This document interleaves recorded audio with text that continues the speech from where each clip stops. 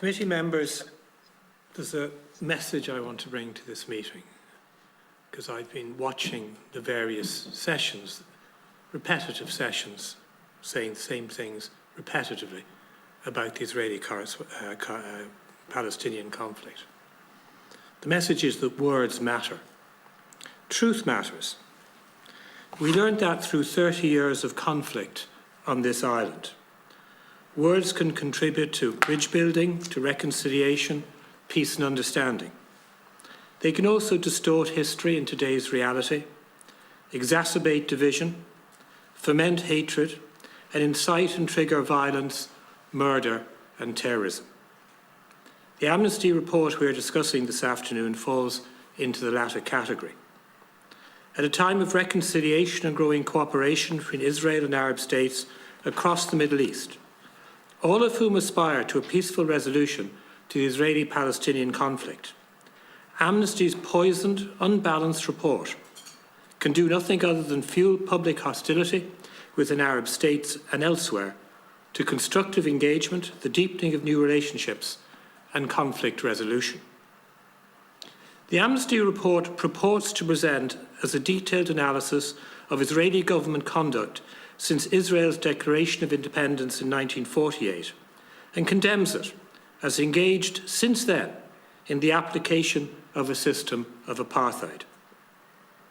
That is the headline-catching big lie, currently fashionable within some campaigning and ideological circles. It's designed to undermine the pivotal foundational role of United Nations Resolution 181 of November 1947, which expressly prescribed the creation of two states, an independent Jewish and an independent Arab state, and an international regime to govern Jerusalem. Amnesty's report says nothing about the aggressive illegal war launched by Israel's surrounding Arab states to eliminate it at birth, which also sabotaged the Jerusalem governance mechanism. Amnesty is critical of Israel being the one and only Jewish state in the world and is on record asserting, contrary to the 1947 UN resolution, that Israel shouldn't exist as a Jewish state. To maintain its despicable depiction of Israel, one of the most culturally diverse and blended states on the planet, as systemically racist, it studiously ignores the legal fact it is internationally designated to be a Jewish state and so created and recognised by the United Nations. It ignores the expulsion of 800,000 Jews from neighbouring Arab states who obtained refuge in Israel, rendering those states Judenrein.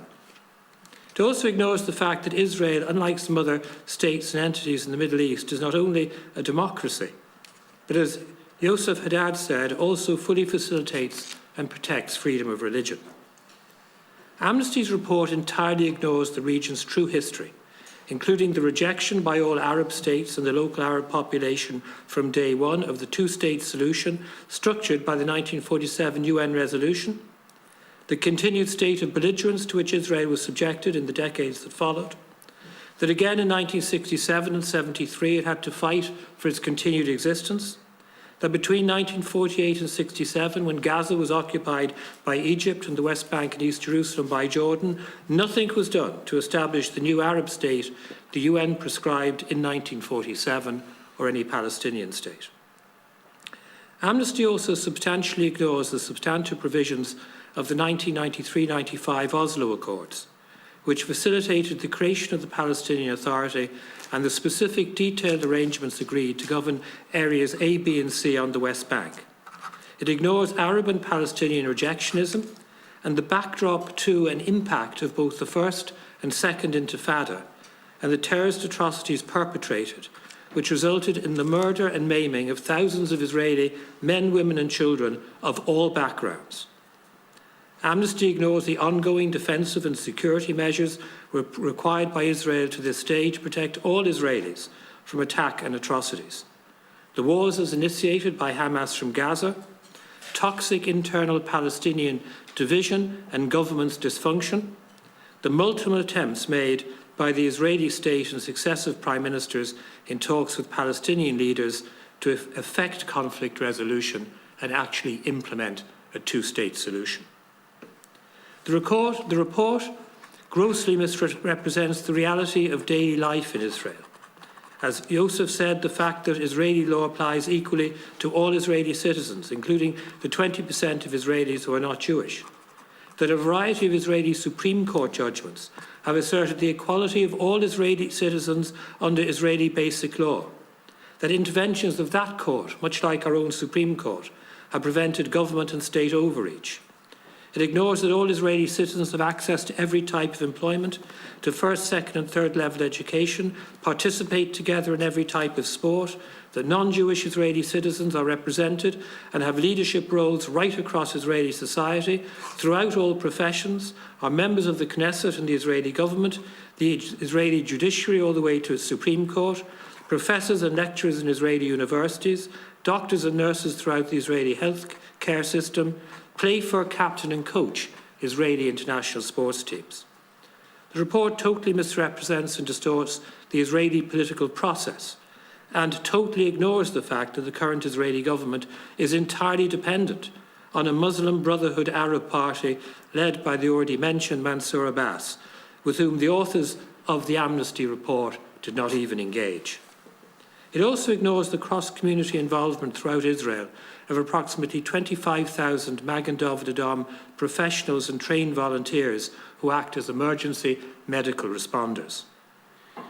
Fundamentally, the Amnesty report misrepresents what is a territorial and political conflict relating to Israeli and Palestinian nationhood and identity as a racial conflict.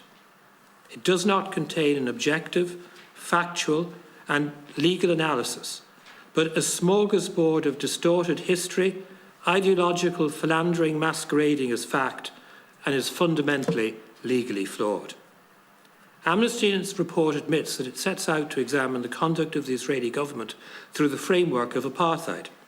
Having acknowledged the heinous form of apartheid notoriously applied in South Africa to be inapplicable, Amnesty then proceeds to apply a new variant, ideologically spun and created to smear the Israeli state, knowing apartheid in the public mind to be synonymous with the evil inflicted by South Africa's white supremacy governments. In doing so, Amnesty misappropriates South Africa's bitter and cruel history and exploits for its own purposes the grievous wrong of many decades inflicted on South Africa's non-white community. The report does not properly distinguish between Israel and the West Bank, nor between Israel and Gaza, nor between the West Bank and Gaza, and presents as largely ignorant of or deliberately ignoring the widely known history of Jerusalem. Crucially, it does not properly address the distinction between international humanitarian law and international human rights law, and fails to distinguish between international law provisions applicable to disputed or occupied territory and those applicable to the territory of internationally recognised states, such as Israel. It's a pity that its ideological and distorted depiction of the conflict, which reflects Soviet ideology going back to the 1950s, and the infamous, rescinded UN motion labelling Zionism as racism, has to date been so uncritically accepted by most members of this committee and Parliament, and its language replicated. Israel, of course, like Ireland, is far from perfect. Much can be validly criticised and should change or be reformed. But Israel's flaws cannot be correctly depicted as derived from a system of apartheid any more than Ireland's. Is it the view of this committee that our country is applying a system of apartheid because of our failure to address the issue of traveller accommodation, the shortage of affordable accommodation for young people, the plight of those in direct provision, delays in accessing health care experienced by those who lack private health insurance, the lack of adequate timely services for children with disabilities, the inadequacy of our psychiatric services, the almost total absence of non-white presenters in state media such as RTE, the existence of superior facilities in some private schools compared with public schools, and the delays and difficulty experienced by non-EU foreign residents in Ireland affecting family reunification. Does that justify Ireland being internationally labelled and demonised as applying an apartheid system or being an apartheid state? Or does it simply illustrate we are not perfect and much remains to be done. Some members of this committee and other Oireachtas members have frequently depicted the Israeli security wall or fence, which is referenced by Amnesty in its report as an apartheid wall. The necessity for the wall derives from the fact that over 1,000 Israelis died during the Second Intifada between 2000 and 2005, and the Israeli government was compelled to protect its citizens from Palestinian terrorism. In Northern Ireland, peace walls still exist to this day to protect local communities from sectarian violence. None of those who reference an apartheid wall in Israel similarly label the peace walls in Northern Ireland, nor label Northern Ireland, whatever its government's failures, as an apartheid state. Incidentally, the Knesset, the Israeli parliament, is in reality a great deal more diverse than is this parliament or is Stormont. The ideological intellectual gyrations through which the Amnesty report travels to substantiate the false charge of a new form of apartheid would be laughable if not designed to demonise and delegitimise the only Jewish state in the world.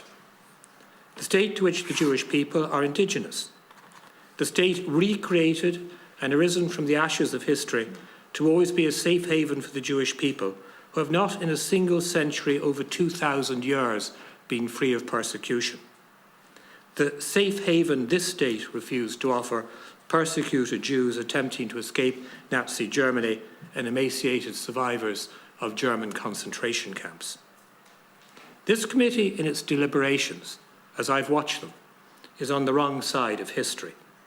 As far as I know to date as a committee, it has had nothing positive to say about the Abraham Accords, nothing positive about historical meetings taking place and agreements between Israeli leaders and leaders of Jordan, Egypt, the United Arab Emirates, Morocco and Bahrain. Nothing positive to say about the real advances in peace, reconciliation, economic cooperation and environment protection taking place across the Middle East. And nothing ever to say about Palestinian rejectionism of every advance achieved and Iran's malign role in the Middle East. Nothing also is ever said about Palestinian political parties, terrorist and civil groups celebrating in Gaza, Jerusalem and the West Bank murderous terrorist atrocities when committed, such as those of the last 3 weeks, resulting in the death of 11 people and the maiming of many others. Those murdered include 2 Ukrainians, a 19-year-old Druze police officer, a Christian Arab police officer, 4 Jewish women, and a rabbi wheeling a child in a pram. Equal opportunity terrorism with cross-community tragic impact.